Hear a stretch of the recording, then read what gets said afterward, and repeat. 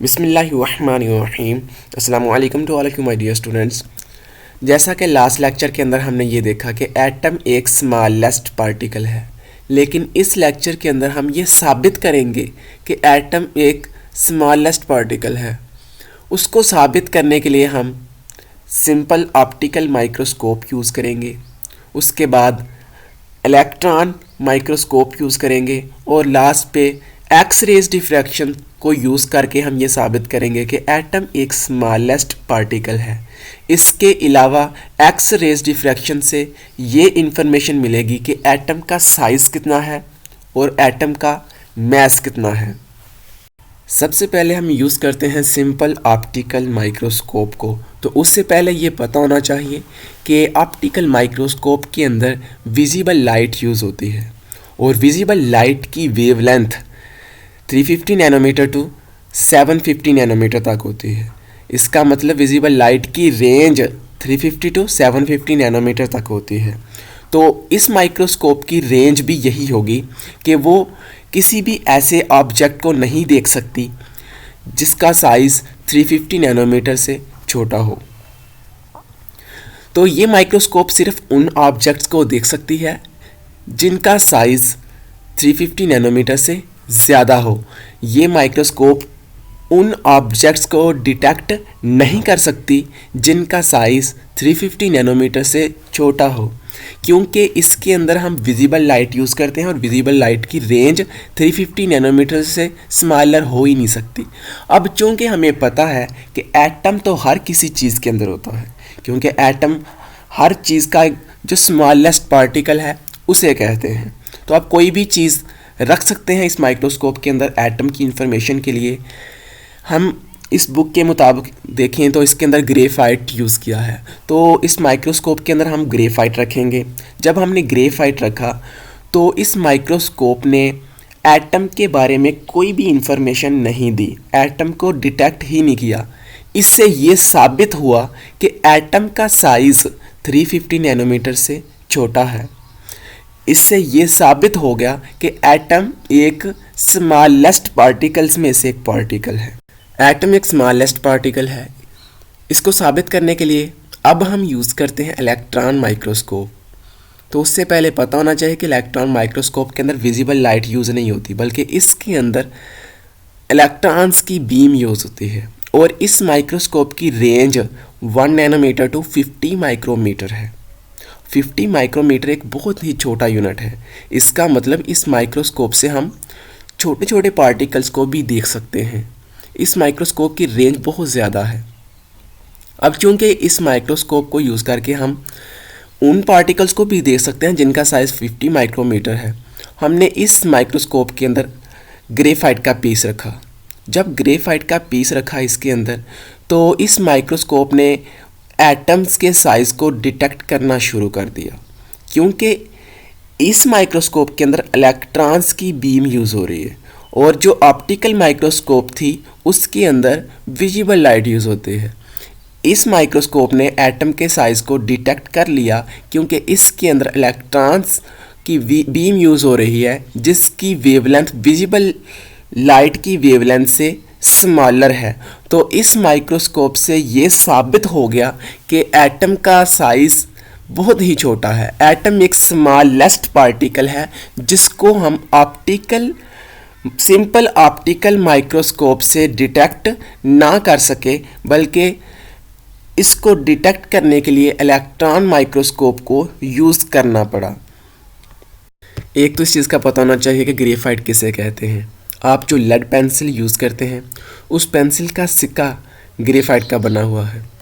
Electron microscope के अंदर जब ग्रेफाइट को रखा तो हमें एक फ़ोटोग्राफ नज़र आना शुरू हो गया। उस फोटोग्राफ को 15 मिलियंस टाइम मैग्नीफाई करना है, मतलब जूम करना है। 150 लाख गुना ज़्यादा जूम करना है। जैसे आप कोई पिक्चर लेते हैं मोबाइल के अंदर, उस पिक्चर को आप जूम करते हैं, 2 गुना ज़्यादा जूम कर लिया, 3 गुना ज़्यादा जूम कर लिया, फिर 4, 5, 10 गुना ज़्यादा जूम कर लिया। लेकिन आपके मोबाइल के अंदर इतनी कैपेसिटी नहीं होती मैग्नीफिकेशन की, इतना ज़्यादा जूम करके नहीं दिखाता वो। लेकिन आपकी जो इलेक्ट्रॉन माइक्रोस्कोप है इसके अंदर आपने 150 लाख गुना ज़्यादा जूम करना है। ग्रेफाइट का जो फोटोग्राफ आया इलेक्ट्रॉन माइक्रोस्कोप के अंदर, उसको आपने 150 लाख गुना ज़्यादा जूम किया, उसके बाद आपके पास एक फ़ोटोग्राफ आया। इस फोटोग्राफ के अंदर आपने देखा कि एक ब्राइट बैंड है और एक डार्क बैंड है। दो तरह के बैंड्स हैं, ब्राइट और डार्क बैंड्स। अब ये क्यों ऐसा शो हो रहा है, दो बैंड्स क्यों शो हो रहे हैं, इसको देखने के लिए स्ट्रक्चर देखें। ये ग्रेफाइट का स्ट्रक्चर इस तरह से होता है। इसका मतलब ग्रेफाइट के अंदर हर जगह पे एटम ही एटम नहीं होते कार्बन के। इसके अंदर कार्बन कार्बन के साथ जुड़ा है, कार्बन कार्बन के साथ जुड़ा है, इस तरह से ये स्ट्रक्चर है। लेकिन उसके अंदर एम्प्टी स्पेसेस भी हैं। आप नोट कर रहे हैं, इसके अंदर पूरे स्ट्रक्चर के अंदर कार्बन एटम्स नहीं है, कार्बन एटम्स के साथ साथ उसके अंदर एम्प्टी स्पेसेस भी हैं। तो जब हमने इस फोटोग्राफ को देखा इलेक्ट्रॉन माइक्रोस्कोप के अंदर, जो डार्क बैंड्स हैं वो इसलिए नज़र आएंगे क्योंकि उसके अंदर एम्प्टी स्पेसेस हैं। ये डार्क बैंड्स इस चीज़ को शो कर रहे हैं कि इसके अंदर एम्प्टी स्पेसेस हैं। डार्क बैंड एम्प्टी स्पेसेस को शो कर रहे हैं और जो ब्राइट बैंड्स हैं ये कार्बन एटम्स को शो कर रहे हैं। मतलब ये कार्बन का एटम है, फिर खाली जगह, फिर कार्बन एटम, फिर खाली जगह, फिर कार्बन एटम, फिर खाली जगह, फिर कार्बन एटम, फिर खाली जगह। तो इस तरह से ये हमें इंफॉर्मेशन मिल रही है। अब ब्राइट बैंड तब बनेगा जब इलेक्ट्रॉन माइक्रोस्कोप को इसके अंदर देखेंगे तो इलेक्ट्रॉन्स की कार्बन एटम्स के साथ डिफ्लेक्शन होगी, रिफ्लेक्शन होगी इसके ऊपर, तो उस दौरान हमारे पास एक ब्राइट बैंड नज़र आएगा।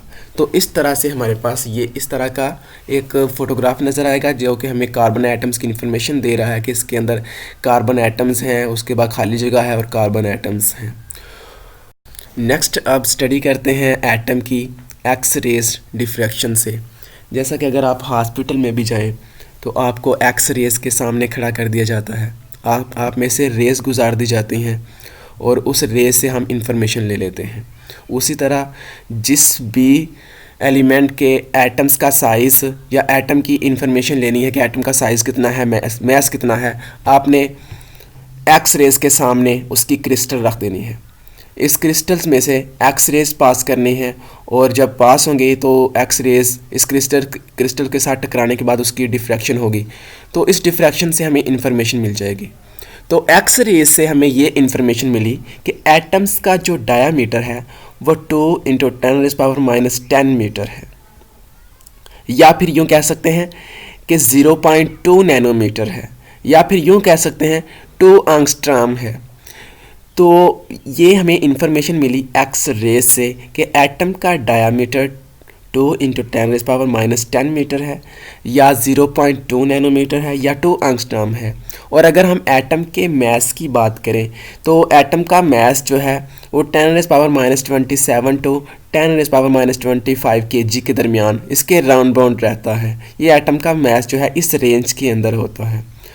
और इस एटम को हम kg की जगह हम AMU के अंदर भी एक्सप्रेस कर सकते हैं, और 1 AMU जो है वो 1.661 × 10⁻27 kg के बराबर होता है। अगर इसको ग्राम्स में कन्वर्ट करें तो 1.661 × 10⁻24 ग्राम होता है, या फिर 1.661 × 10⁻21 मिलीग्राम्स होता है।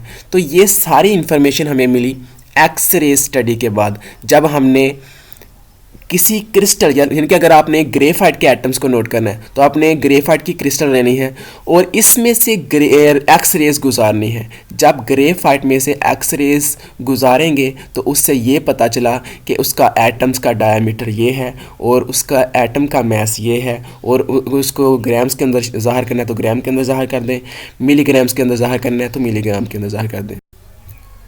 उसके बाद एटम के रिलेटेड हमें कुछ इंपॉर्टेंट इन्फॉर्मेशन का पता होना चाहिए कि एटम का साइज़ इतना छोटा है कि अगर एक आपके पास गोल्फ बॉल है, उस गोल्फ बॉल को आप इतना बड़ा कर दें कि ज़मीन के बराबर हो जाए, उस दौरान एटम का साइज़ इतना बड़ा हो जाएगा जैसे कि एक मार्बल है, और मार्बल को पंजाबी में हम बंटे भी कहते हैं।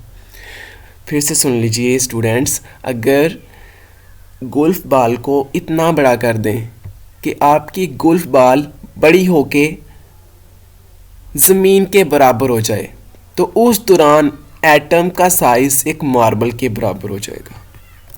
और एक और इन्फॉर्मेशन आपको पता होना चाहिए कि अगर आप सांस लेते हैं तो एक सांस के दौरान आप 10⁵ मिलियंस एटम इनहेल कर लेते हैं।